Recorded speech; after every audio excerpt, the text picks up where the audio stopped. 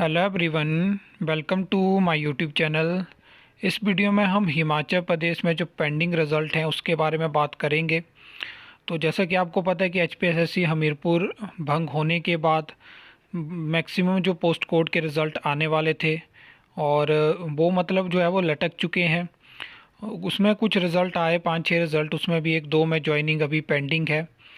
उसमें जेओआईटी के लिए आपको पता है इस टाइम पे शिमला में जो है वो स्ट्राइक चली हुई है और उसमें और भी पोस्ट कोड जैसे कि ड्राइंग मास्टर और स्टेनोटाइपिस्ट और भी पोस्ट कोड शामिल हैं। जेओआईटी 817 है, 903, 939।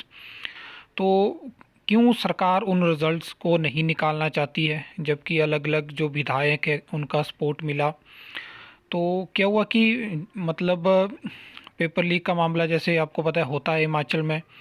उसके बाद कांग्रेस सरकार क्या करती है, सीएम साहब लगातार ऐसा बोलते रहते कि हम करेंगे। जब वो सत्ता में नहीं थे उससे पहले भी और जब सत्ता में आ गए, लेकिन वहाँ पे क्या बहाना होता था कि कोर्ट में भर्ती फंसी हुई है। पर जैसे ही सुप्रीम कोर्ट का फैसला आ गया उसके बाद एग्जीक्यूशन पिटीशन में हाई कोर्ट ने बोला कि आप रिज़ल्ट इतने 3 महीने में दीजिए। तो उसके बाद इनके पास कोई बहाना नहीं बचा और फिर कहने लगे कि इस तरह से ये चीज़ें हो रही हैं, पहले हम ज्वाइनिंग नहीं दे सकते हैं। जब लॉ डिपार्टमेंट ने सजेस्ट कर दिया कि आप कंडीशनल ज्वाइनिंग दे सकते हो, ऐसा प्रोविज़न है और इसके रिगार्डिंग सुप्रीम कोर्ट से भी फैसला अलग केस में आए हुए हैं कि आप दे सकते हो कंडीशनल ज्वाइनिंग।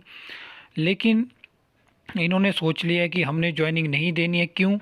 क्योंकि बहुत सारे जो हैं वो पेंडिंग रिज़ल्ट्स हैं और जेओआईटी के आपको पता है सीटें ज़्यादा हैं, तो ये चाहते ही नहीं है। मतलब मकसद यही है कि धीरे धीरे जो है इन चीज़ों को टाला जाए और समय जो है अभ्यर्थियों का वो टेस्ट मतलब वेस्ट किया जाए। पेशेंस तो इन्होंने बहुत टेस्ट कर लिया है और जो शिमला में इस टाइम पे लोग बैठे हुए हैं वो ऐसे ही बेवकूफ़ नहीं है। उन्होंने बहुत वेट किया है और बहुत पेशेंस रखना पड़ता है आपको जब आप एक एग्ज़ाम देते हो और 4 साल आपको रिज़ल्ट के लिए मतलब अपनी ज्वाइनिंग के लिए वेट करना पड़ता है। तो इस तरह की चीज़ें, फिर क्या हुआ कि कैबिनेट मीटिंग होती है जहाँ पे एक सब कमेटी गठित कर दी जाती है और आपको पता है कि नए चयन आयोग के लिए एक कमेटी ऐसी दीपक शानन कमेटी बनाई गई थी और मैं अब इस टाइम पे बोलना नहीं चाहता, लेकिन क्या काम उन्होंने किया और किस तरह से चीज़ें हुई वो आप सबको पता है। तो यहाँ पे भी एक सब कमेटी गठित कर दी जाती है, उसकी नोटिफिकेशन भी जारी होती है। तो उसके पैरेलल में एक और कमेटी बनी है, लेकिन उसकी नोटिफिकेशन में जो है उस कमेटी जो सब कमेटी है उसकी अवधि लिखी हुई है कि इतने समय में उनको अपना जो भी चीज़ें होंगी वो सबमिट करनी होंगी। लेकिन ये जो सब कमेटी है इसमें जो समय अवधि है उसमें नोटिफिकेशन में कुछ भी मेंशन नहीं है। हालांकि पिछले कल विधानसभा में एक सवाल था जिसके जवाब में बोला गया कि इस कमेटी को 3 महीने का समय दिया गया है, लेकिन नोटिफिकेशन में मतलब ऐसी चीज़ें क्यों की जाती हैं?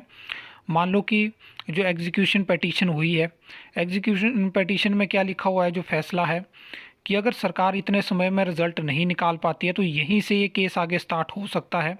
तो इन्होंने अपने लिए क्या कर लिया कि सेफ साइड खेल ली है कि हो अगर वहाँ से बच्चे फिर दोबारा एग्जीक्यूशन पिटीशन में आगे जाते हैं तो कोर्ट में जो है वो नोटिफिकेशन सरकार की तरफ से दिखा दी जाएगी कि हमने जो है वो सब कमेटी बनाई हुई है।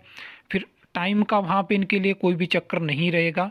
तो ये चीज़ें जो होती हैं वो सोची समझी होती हैं और ये बात सबको पता है। जिन्होंने टेस्ट क्लियर किए होते हैं, इतनी मेहनत करी होती है, वो ऐसे ही नहीं होते हैं। और बाकी बाहर जो लोग हैं जो तैयारी कर रहे हैं या जो जो नहीं भी तैयारी कर रहे हैं, और इवन फैमिली के जो लोग भी हैं और जिनके घर से किसी ने जेओआईटी का एग्ज़ाम क्लियर नहीं किया है उनको भी ये एग्ज़ाम याद हो गया है।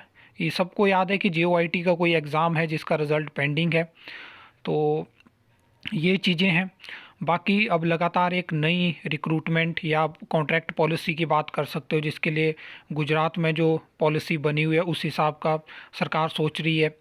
और विपक्ष से भी इस तरह की चीज़ों के लिए जो है वो मतलब मुद्दे नहीं उठाए जाते हैं, क्योंकि कल को वो अगर सरकार में आ गए तो उनके लिए फ़ायदा है। जब सरकार अपने पास कमांड रखेगी कि कब रेगुलर करना है, किस तरह से सैलरी देनी है, तो बहुत सारी ऐसी चीज़ें हैं जिनके ऊपर हम किसी और डेडिकेटेड वीडियो में ज़रूर बात करेंगे। लेकिन ये जो सब कमेटियाँ होती हैं टालने वाला काम होता है। और आपने देखा कि दीपक शानन कमेटी पे कितना खर्चा आया, उस हिसाब से यहाँ भी कमेटी बना दी गई। तो कमेटी उसी केस में बनती है जब टालने वाले काम करने होते हैं, और जब सरकार को सीधे फैसले लेने होते हैं तो इस तरह की चीज़ें नहीं होती हैं। और अब इसमें पेंडिंग रिज़ल्ट में तो मतलब अब क्या बोल सकते हैं। कल भी आपने देखा है कि बयान आ गया है कि अभी हम देखेंगे, अभी कमेटी बन चुकी है, अभी हम कंडीशन ज्वाइनिंग नहीं दे सकते हैं। तो इसके अलावा आपको पता है सोशल मीडिया पे क्या क्या चला हुआ है, और उसके बाद भी अगर सरकार ना समझे और इस तरह की चीज़ें करे तो फिर ये तो शोषण हो गया एक तरह से। और डेमोक्रेसी है, सबको अपनी बात आगे रखने का हक है और विरोध करने का भी हक है। तो आपको अपना हक पता होना चाहिए। जो भी पेंडिंग रिज़ल्ट वाले हैं, पेंडिंग ज्वाइनिंग वाले हैं, किसी की डीबी आनी थी, किसी के वेटिंग पैनल तो अब सोच लो कि गायब ही हो गए। तो बहुत सारी चीज़ें ऐसी हैं। आई होप आपको ये वीडियो अच्छी लगी होगी, इन्फॉर्मेटिव लगी होगी। तो आप वीडियो को लाइक कमेंट शेयर कर सकते हो, चैनल को सब्सक्राइब कर सकते हो फर्दर न्यू अपडेट्स के लिए।